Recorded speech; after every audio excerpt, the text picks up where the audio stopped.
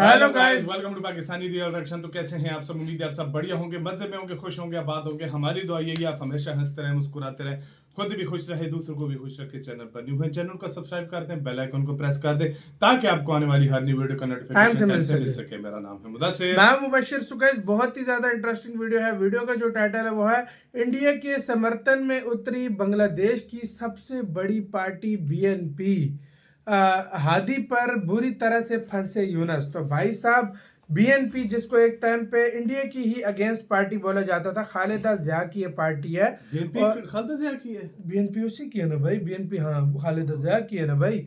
वो पार्टी आज भारत के समर्थन पे उतर आई है और जिस हादी के कार्ड को, जिसकी मतलब डेथ हुई है, वो यूनस खेलना चाहता था, उस पर अब यूनस बुरी तरह फंस चुका है।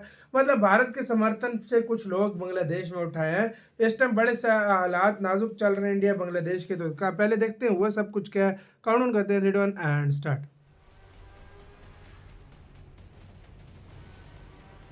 जब झूठ की परतें खुलती है तो सबसे पहले अपनों की जुबान सच बोलने लगती है। आज बांग्लादेश में जो कुछ हो रहा वो इसी बात को सच साबित करती है, क्योंकि बांग्लादेश में हिंसा, आगजनी और विरोध प्रदर्शनों के बीच जिस साजिश की बात की जा रही थी उसका पर्दाफाश अब भारत ने नहीं बल्कि खुद बांग्लादेश के अंदर से हो गया है। और ये खुलासा किया है मोहम्मद यूनुस के सबसे बड़े राजनीतिक सहयोगी माने जाने वाले शेख हसीना के कट्टर विरोधी दल बांग्लादेश नेशनलिस्ट पार्टी यानी बीएनपी के एक सीनियर नेता ने। दरअसल अब तक जो नैरेटिव चलाया जा रहा था उसमें बार बार ये संकेत देने की कोशिश की गई थी कि बांग्लादेश में अशांति के पीछे कहीं ना कहीं भारत की जिम्मेदारी है, भारत दखल दे रहा, भारत हालात को बिगाड़ रहा। लेकिन ये झूठ है। अब वही नैरेटिव पूरी तरह से ढहता हुआ नजर आ रहा, क्योंकि खुद बीएनपी के वरिष्ठ नेता मिर्जा अब्बास ने साफ शब्दों में कह दिया कि देश में हो रही हिंसा एक योजनाबद्ध राजनीतिक साजिश का हिस्सा है, इसका भारत से कोई लेना देना नहीं है। मिर्जा अब्बास बीएनपी के सीनियर नेता हैं, शेख हसीना के कट्टर विरोधी हैं, वही पार्टी जिसने पिछले राजनीतिक संकट के बाद मोहम्मद यूनुस सरकार को खुला समर्थन दिया था। यानी ये कोई विपक्षी दुश्मनी नहीं, यूनुस सरकार का अंदरूनी सहयोगी रहा है। और जब वही नेता सरकार पर सवाल उठाने लगे तो मामला कितना गंभीर है। ढाका के गोपीबाग इलाके में बीएनपी के एक कार्यकर्ता बैठक आयोजित की गई थी। इस बैठक का मकसद था बीएनपी के कार्यकारी चेयरमैन तारिक रहमान की बांग्लादेश वापसी के स्वागत की तैयारी। इसी मन से मिर्जा अब्बास ने वो बयान दिया जिसने पूरी यूनुस सरकार की पोल खोलकर रख दी। मिर्जा अब्बास ने कहा, हमारे नेता तारिक रहमान ने जैसे ही बांग्लादेश लौटने की घोषणा की, ठीक उसके बाद एक हिंसा होने शुरू हो गई और कई हिंसक घटनाएं सामने आई। इससे साफ है कि ये सब एक सोची समझी साजिश है। यानी हिंसा अचानक नहीं भड़की बल्कि जानबूझकर भड़काई गई। बीएनपी नेता के मुताबिक कुछ राजनीतिक दल, कुछ ताकतवर नेता तारिक रहमान की वापसी से डर गए हैं।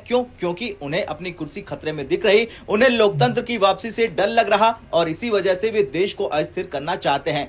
बांग्लादेश के बड़े अखबार द डेली स्टार के मुताबिक मिर्जा अब्बास ने आम जनता से अपील की कि इस घटना से गुमराह मत होइए। हमारे नेता की वापसी का मतलब है लोकतंत्र की वापसी। जो आग और हिंसा फैला रहे हैं वे लोकतंत्र के दुश्मन हैं। हाल ही में शरीफ उस्मान हादी के मरने के बाद कई जगह पर विरोध प्रदर्शन हुए, हालात अचानक बेकाबू हुए। इसके बाद प्रथम औली, द डेली स्टार, सांस्कृतिक संस्था छाया नट जैसे प्रतिष्ठानों पर हमले हुए। इन घटनाओं पर मिर्जा अब्बास ने तीखी प्रतिक्रिया दी। उन्होंने कहा, आज अखबारों के दफ्तर जलाए गए, सांस्कृतिक संस्थानों को आग के हवाले कर दिया गया। ये लोग कौन है? क्या ये देश प्रेमी है? नहीं, ये राष्ट्र के दुश्मन है। ये बयान सीधा संकेत देता है कि हिंसा फैलाने वाले सरकार या सत्ता के करीब की ताकतें हो सकती हैं। बीएनपी नेता यही नहीं रुके, उन्होंने अंतरिम सरकार और कानून प्रवर्तन एजेंसियों दोनों पर सवाल उठाए। अब्बास ने कहा, हमने सरकार से सहयोग की पेशकश की थी लेकिन सरकार ने यह हाथ ठुकरा दिया और आज वही सरकार हिंसा रोकने में नाकाम साबित हो रही है। मिर्जा अब्बास ने इसके आगे कहा कि कुछ राजनीतिक दल देश को बंधक बनाकर अपने संकीर्ण स्वार्थ को साधना चाहते हैं। ये पानी को गंदा करके उसमें मछली पकड़ने चाहते हैं,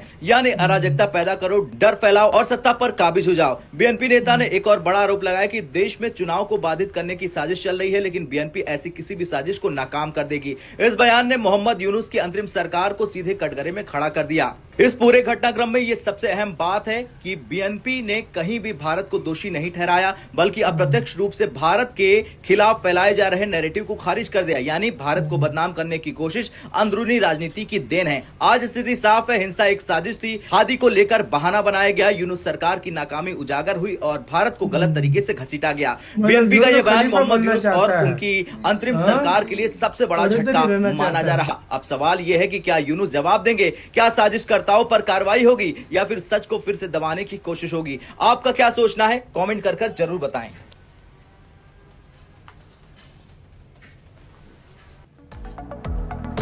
इसी के साथ तो यार वीडियो खत्म। ओरिजिनल वीडियो का लिंक मिल जाएगा आप लोगों को डिस्क्रिप्शन में।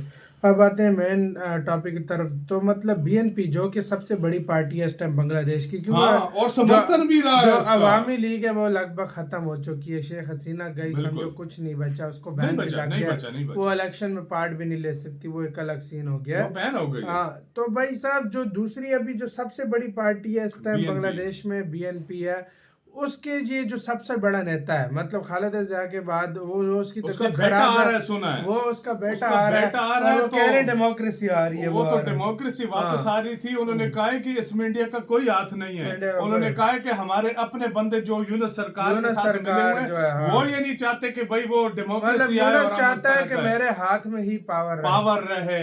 यही मसला है। उसकी वजह से वो उन्होंने कहा है कि ये पंगे में कर रहे हैं, सारा कुछ कर रहे हैं, इसमें इंडिया का कोई कसूर नहीं।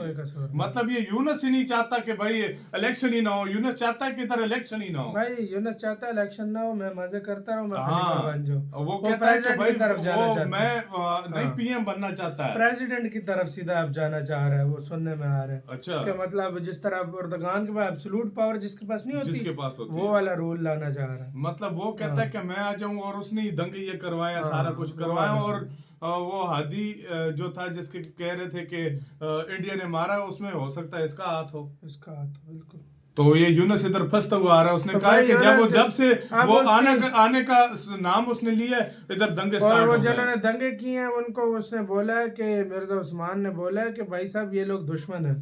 कहते यार बिल्डिंग ही जला रही है, न्यूज़पेपर ऑफिस जला दिए हैं, भारत की हेड में जाके हिंदू मंदिर है। उस दिन एक हिंदू को बहुत बुरे तरीके से उसका वो मैंने देखा यार, मेरी रूह कांप गई भाई। इतना उन्होंने गंदा वो काम किया, मैं सोच नहीं सकता। उसके ऊपर कोई नाम लगाया, गलत इल्जाम लगाया उन्होंने, और उसके बाद किया यार। भाई मैं क्या बोलूं यार। मैं कहता हूँ हमेशा लोग बोलते हैं ना, सच छुपता नहीं है। वाकई सच को जितना छुपाया जाए ना, एक दिन सामने आ जाता है। और उसके जो सहयोगी पार्टी है बीएनपी, उसके लीडर ने बोल दिया कि भाई इसमें यूनस सरकार का कोई मुलविस होने के चांस है। हालांकि सपोर्टर है, उन्होंने उसको किया था, सपोर्ट किया था सारा कुछ। लेकिन यूनस जो है ना पक्का बैठ गया, उठने का नाम ही नहीं ले रहा। इस वजह से उसको जो है ना वो चढ़ गई है। यार यूनस तेरा काम है, तू एडवाइजर है, तू इलेक्शन करा। तू अभी तक बैठा है, 1.5 साल हो गया, तू अभी तक इधर भाई बैठा हुआ है, अपने काबिज होके बैठा। तू भाई इलेक्शन करा, काम खत्म कर यार। अभी तक इलेक्शन हो चुके होते, तेरा काम है इलेक्शनों का, तू क्यों इतना लंबा लेकर जा रहा है? बिल्कुल, तू भाई इलेक्शन करा, उधर देश के अंदर डेमोक्रेसी वापस देखो, फिर उधर भारत फिर सुरखरू हो गया। भारत सीरियसली, भारत को मैंने एक बात नोटिस की है, भारत के खिलाफ जितना भी प्रोपेगेंडा हो, भारत सच कुछ सामने आ जाता है। वाकई में ये बात है। आप देखो उनके पार्टी के लीडर खुद बोलने लग गए, तो और क्या बंदा बोले। बिल्कुल। तो आपका क्या इस सारे मामले के ऊपर क्या कहना है? अपनी राय जो है आप लोग दें कमेंट सेक्शन में। आप क्या इस सारे मामले के ऊपर सोचते हैं? अपनी जनरल लाजमी दीजिएगा गाइस। अपना बहुत ज्यादा ख्याल रखिए।